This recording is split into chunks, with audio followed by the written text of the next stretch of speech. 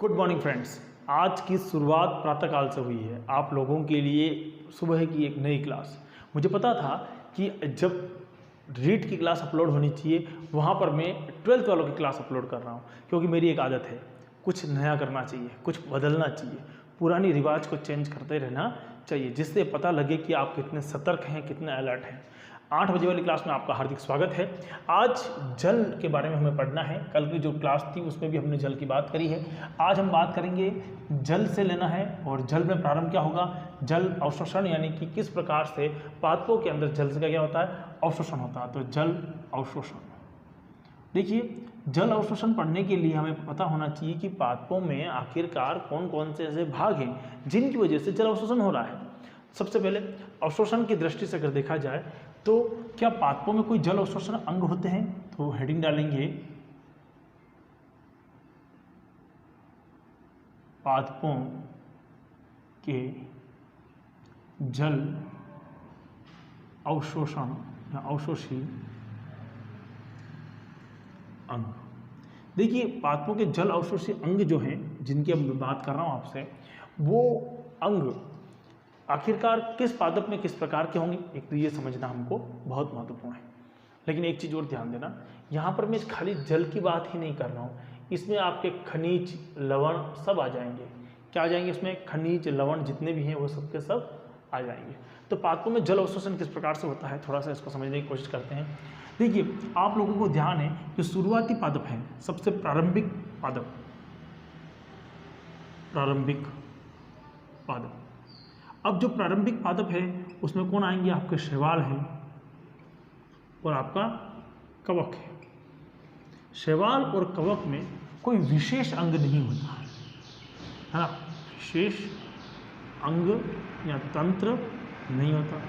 देखिए प्रारंभिक पादप जो हैं, जिनमें शैवाल और कवक जो हम बात कर रहे हैं, उनके अंदर कोई विशेष प्रकार के ऐसे कोई भी अंग नहीं है कि जड़ है, कि उनके अंदर मूल रोम है, इस प्रकार की कोई भी अंग नहीं पाए जा रहे हैं, कोई तंत्र संरचना उनमें नहीं है।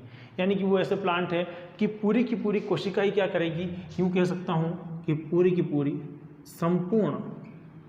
संपूर्ण निकाय या पूरे शरीर, संपूर्ण शरीर या काय क्या करेगी, अवशोषण का काम करती है, अवशोषण कार्य करती है, अवशोषण का कार्य करती है। संपूर्ण शरीर ही अवशोषण का काम करेगा, ये हमें पता होना चाहिए।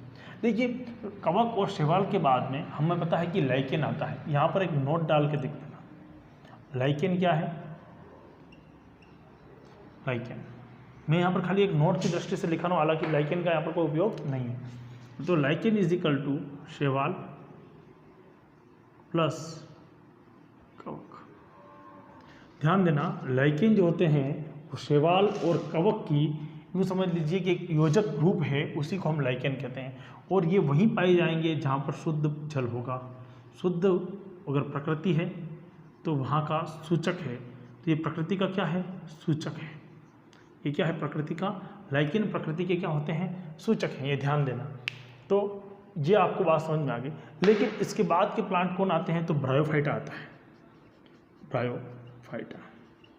ब्रायोफाइटा पादप के अंदर आप लोगों को पता ही है कि जिस प्रकार से प्रारंभिक अवस्था के अंदर शैवाल और कवक के अंदर कोई भी अंग नहीं है, लेकिन ब्रायोफाइटा के अंदर क्या होता है, मूलाभास पाया जाता है, मूलाभास पाया जाता है। अब मूलाभास जो होता है वो क्या करता है, अवशोषण का काम करता है। वो क्या करता है, अवशोषण का काम करता है, अवशोषण का कार्य करता है। देखिए समझाने की दृष्टि से देखते हैं, अगर मान लो ये कोई ब्रायोफाइट प्लांट्स है, तो इस ब्रायोफाइट प्लांट में नीचे की तरफ एक खांच होगी, इस खांच में यहाँ पर इस तरह की एक संरचना होगी, इस संरचना को हम बोलेंगे मूलाभास, है ना। ये मूलाभास है, राइजोड्स होते हैं, मूलाभास होते हैं, ये होते हैं। इनमें से क्या होगा, जल का अवशोषण करने का काम किया जाता है। किसकी बात करी मैंने आप लोगों के सामने, मैंने ब्रायोफाइट्स की बात करी। ब्रायोफाइट के बाद में आता है उच्च पादप, उच्च पादप। अब जो उच्च पादप होते हैं उनके लिए क्या होता है, एक तंत्र पाया जाता है। क्या पाया जाता है, एक तंत्र पाया जाता है। और तंत्र में क्या होती हैं, तो तंत्र के अंदर मूल गोप होती हैं, क्या होती है? मूल गोप। एक बार आप लिख लेना मूल गोप क्या है, मैं बाद में समझाऊंगा। मूल गोप होती है, उसके साथ साथ में मूल शीर्ष होता है, मूल के ऊपर एक शीर्ष पाया जाएगा, एक परिपक्व क्षेत्र होता है, परिपक्व क्षेत्र होता है, उसके बाद में जाइलम होते हैं,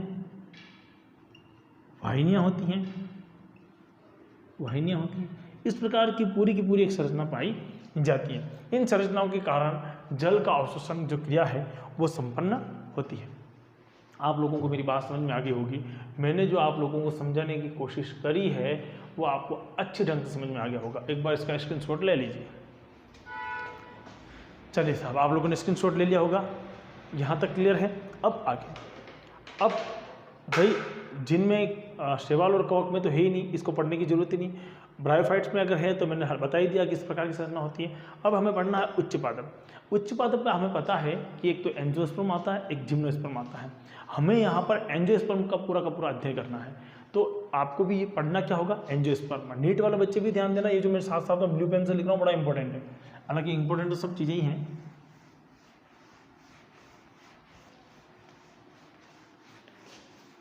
अब देखिए तो क्या लिखेंगे? उच्च कुल पादप, जो उच्च कुल में पादप है में जल अवशोषण, में जल अवशोषण। ऐसी कौन सी संरचना है जो उच्च कुल पादप के लिए जल अवशोषण का कार्य करती है? लिखेंगे इसमें, यानी कि ब्रायोफाइट्स के बाद हमारे पास में जाइलम के लिए की दृष्टि से देखिए अगर हम, तो कहेंगे कि आवृतबीजी जो प्लांट हैं, आवृतबीजी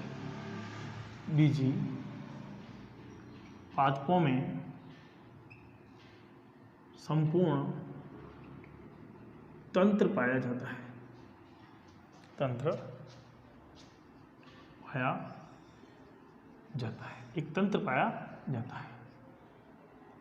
इसमें मूल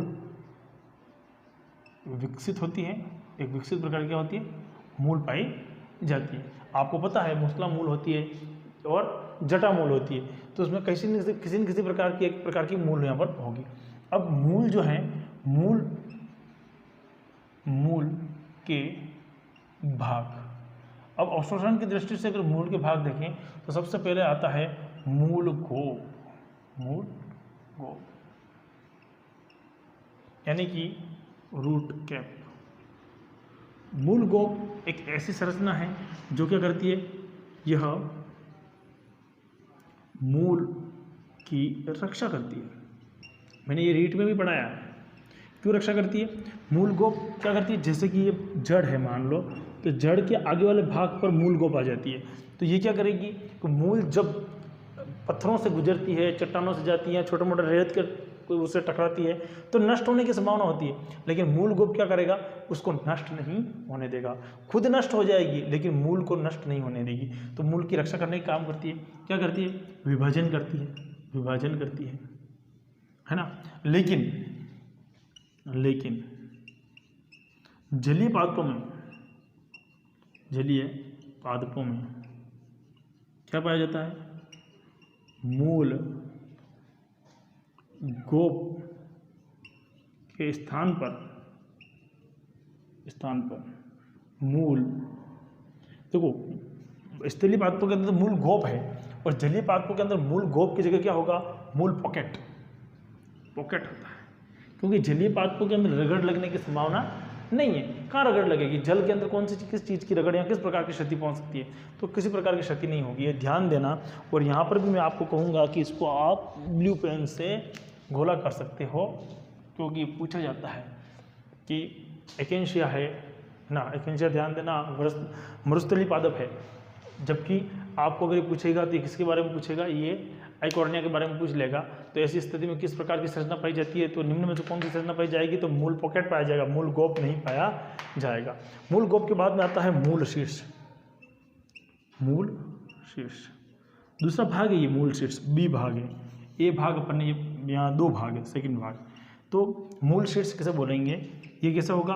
मूल गोप के पीछे होगा, मूल गोप के पीछे होता है। अच्छा, ये कैसा होगा, मूल गोप के पीछे की साइड है और विभाजनशील होगा। कैसा होगा, विभाजनशील होगा। कोशिकाएं क्या करती है, इसमें विभाजन करने का कार्य करती है, तो विभाजनशील होगा। बारंबार वो कोशिकाओं का क्या हो जाएगा, विभाजन होगा।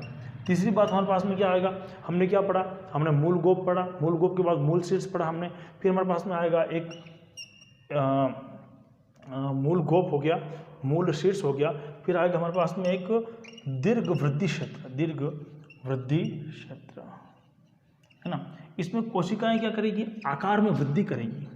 देखना, विभाजन नहीं करती कोशिका, कोशिका विभाजन नहीं करती, विभाजन नहीं करती, नहीं करती, करती आकार में वृद्धि करती है, आकार में वृद्धि करती है। आकार में क्या कर लेगी, ये वृद्धि करेंगी। अब वृद्धि करने के बाद में हमारे पास में थोड़ी सी जगह का अभाव, यहाँ पर लिख देंगे। फिर आएगा हमारे पास में मूल रोम, मैं यहाँ पर लिख देता हूँ, चौथा भाग है मूल, दिखाई दे रहा है, ठीक है, मूल रोम। मूल रोम कौन सा भाग है, तो एक कोशिकीय संरचनाएं निकलती हैं किससे, दीर्घ वृद्धि क्षेत्र के ठीक ऊपर क्या होगा, एक कोशिकीय संरचनाएं निकलेगी, इसे अपन क्या बोलेंगे, मूल रोम बोलेंगे। और मूल रोम के बाद में जो आता है उसको अपन कहते हैं परिपक्व क्षेत्र, परिपक्व क्षेत्र।